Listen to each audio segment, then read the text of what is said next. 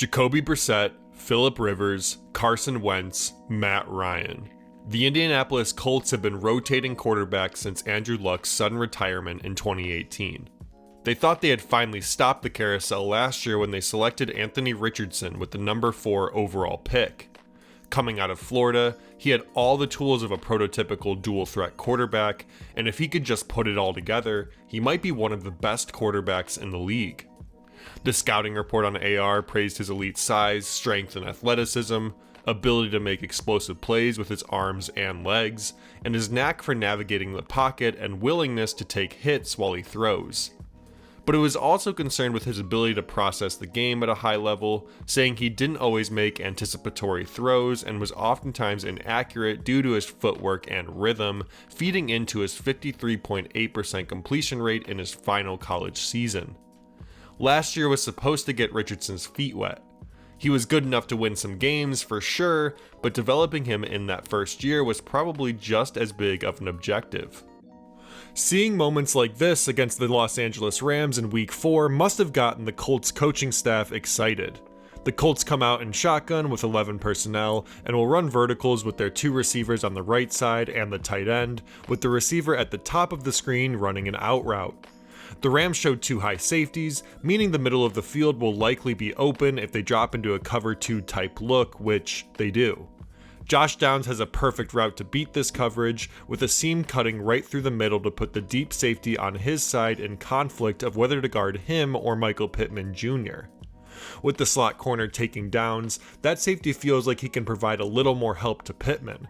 But Richardson isn't worried about the corner chasing after his receiver. Since his back is fully turned in this situation, he knows he just has to get it over him since he can't react to the ball. Richardson looks confident throwing here and delivers the pass with great touch to get it to his guy. But his development came to a sudden end. He started only 4 games in his rookie season before being sidelined for the year with an AC joint sprain in his throwing shoulder in Week 5. So, rather than spend a full season getting to know their new franchise quarterback, Colts fans were treated to yet another passer in Gardner Minshew. This season, Richardson comes in as the unquestioned QB1 for the Colts, but after a much abbreviated year 1 and playing in a division that has suddenly gotten much tougher, will he be ready to lead his team to the playoffs in his sophomore season? Indianapolis hasn't won the AFC South since 2014. Last year they came extremely close with Minshew at the helm. It's been slightly Mandela affected after a couple months of separation, where the story has become they were 1 yard away from beating the Texans in a de facto Week 18 playoff game. The reality is they were 1 yard away from getting a first down to then have a chance to get a touchdown in the red zone, but the sentiment is still there. This was a team without their starter who came within yards of doing what they hadn't done in 10 years. With Houston going on to beat the Browns in the wild card, along with the emergence of CJ Stroud, the Texans have quickly become NFL darlings and been crowned the leaders in the South. But the Colts don't seem so sure. After the loss, head coach Shane Steichen said, "We'll learn, we'll grow, and we'll come back stronger." And it looks like they're taking that "we'll come back" part literally. They've retained nearly 80% of their team from last year, seeming content to run it back and show they were the better team all along. The highlights on the offensive side include wide receiver Michael Pittman Jr., who signed an extension this offseason, running back Jonathan Taylor, who appeared in only 10 games last year, and promising tight end Jelani Woods, who didn't play at all due to injury. Of course, this decision to run it back only makes sense if they feel like Richardson is that much better than Minshew and will come into this next year as a more polished player. And with only 98 total dropbacks last year to go off, it's a pretty big display of confidence from the brass in Indianapolis. While the small sample size is tough to draw conclusions from, there were some things that could get you excited. Like his running ability. He appeared to be as advertised on that front. Co-host of Locked On Colts Zach Hicks said, "In the 15 designed runs the Colts called for Richardson, he gained 100 yards and scored 4 touchdowns, culminating in a 26.7% explosive run rate on these carries." But there were other numbers that could get you worried. Out of the 50 quarterbacks who had 95 dropbacks or more last year, Richardson's 59.5% completion rate ranked 45th. While there were those flashes of high-level accuracy, like in that Week 4 seam throw I showed earlier, there were also plenty of times where his inconsistencies shined through. On this play against the Jaguars in Week 1, Richardson tries to hit Mo Alley-Cox in the honey hole, but gets intercepted. There are a couple issues here. First, it seemed odd to me that both Pittman and Alley-Cox had routes going into the same area, and I wondered if this was a miscommunication or busted play. But focusing on what Richardson does here, he gets some happy feet, galloping around behind the line, and takes just a bit too long to get this throw out. To fit this to Alley-Cox in time, Richardson has to make the pass as soon as the corner makes his decision of who to guard, the flat or the out route in the intermediate. The corner chooses the flat at first, but by the time Richardson is throwing this, he's recovering back to the tight end. Still, Richardson may have gotten this to his guy had he thrown the ball with just a bit more touch to get it up and over the defender. I think this is something that can be ironed out with more reps as he finds the range, but it was clear in his film that he didn't yet have total control over the trajectories of his passes. Whether it was not throwing with enough anticipation in an arc to get it into that honey hole area, or where he just flat out missed guys too high or behind them, there were a lot of passing yards he left on the field. But the Colts, and especially Steichen, don't seem bothered. They've maintained that they've got their guy. Of course, even if they didn't, they wouldn't tell us, but I do think there's something to the enthusiasm and specifics in how Richardson's head coach talks about him. He had a really good feel where to go with the football early. You know what I mean? And it might not be his first read, but it would be like a guy on a jet motion, and it's like, I'm going to throw an over. Oh my gosh, no one covered the guy on the jet motion. Ball. And like he popped one against, who was that against? I think it was Tennessee. It was early to Downs. And boom, and Downs went down the sideline for 20. But I was just like, oh, they didn't cover him. He saw it too. He's like, here, ball. Like, you can't. That's playing quarterback. That's playing quarterback. Steichen will likely be the secret sauce that has a major impact on how well the Colts offense generally, and Anthony Richardson specifically, perform next year.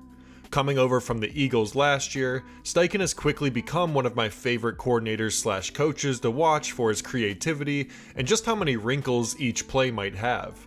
Here's a read option play I wanted to highlight in Week 1 against the Jaguars. The Colts started off with a stunted orbit motion with downs, similar to the kind of motion the Chiefs run in their famous corn dog play. The window dressing pulls the Jacksonville defender into the middle of the field and opens up more space laterally and sets him up to be swallowed by Alec Pierce coming off the line to block. This part of the play just got me so excited to watch because I think it's so clever. Downs' motion essentially allows the Colts to swap blocking assignments for him and Pierce and keep the Jaguars off balance while Richardson starts charging out of the backfield. You can imagine how many wrinkles could come out of this one formation and motion concept. Whether it's actually handing off to the back, turning this into a screen pass to Downs, running a triple option where Downs becomes the pitchman, or just running straight play action and having the receivers run deep with a speedster coming out in the flat. With the collection of skill players that the Colts have, and the threat of Richardson to tuck and run or throw it deep, Steichen can put tons of pressure on the defense without them knowing where the ball is going. And the players appear to trust him to put them in positions to succeed. For example, after the Colts season ended, many commentators questioned their decision to throw that 4th and 1 pass to Tyler Goodson, a rookie running back who had 6 receptions all year.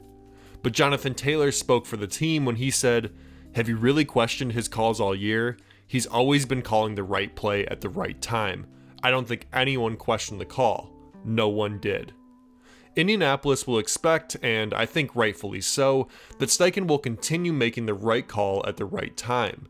Having that kind of coach to pair with Richardson, who makes playing quarterback easier, and a guy who has already had success building an offense around a guy like Jalen Hurts, is a fantastic fit to give AR a good chance to maximize on his potential. The last thing I wanted to mention here is that Richardson displayed on a few occasions what can really make him special. His ability to extend plays with his strength and legs, turning nightmares into positive yardage or points. Here's one example on a 2-point conversion. He takes the snap, and Aaron Donald beats the Colts right guard almost immediately, and chaos ensues. But Richardson makes Donald miss, stumbles yet stays on his feet, and then keeps his eyes up to find the easy pass for 2 just before getting clocked. resilience and resourcefulness at its finest. For Anthony Richardson, I think the jury is still out in terms of just what his ceiling can be, especially when it seems there's some work to do to raise his floor into becoming a more consistent quarterback every down. I think that's what this year will be all about. Definitely, the Colts will be thrilled to see some of those explosive passes and runs he flashed here and there in his first 98 dropbacks, but I think they'll be even more excited if they see his completion rate improve dramatically and see him fit more into the pace and rhythm of the NFL game. But if the question is if Richardson will stop the Colts quarterback carousel, I think that's a pretty sure bet. Something catastrophic would have to happen for him to not at least have his fifth-year option picked up when the time comes. He has so much talent and versatility as a player, and the Colts organization seems to really believe in and have ideas of how to best utilize his talents. What he could be as a final product is incredibly tantalizing. All the while, the AFC South has suddenly become a very tough division. The Texans are the favorites, the Jacksonville Jaguars are no slouches themselves, and while the Titans are in a bit of a rebuilding year, they won't be an easy out either. All four of these teams have young, up-and-coming quarterbacks, and the trajectory of each of them could decide the direction of this division for the next half-decade at least. CJ Stroud is the clear leader of the four right now, but I really don't think you have to squint that hard to imagine that a fully formed Richardson could eventually make this into a heated debate. Thank you so much for watching this video. Please remember to give it a like if you did enjoy it, and please consider subscribing to the channel so you can catch the next one. Thanks, bye.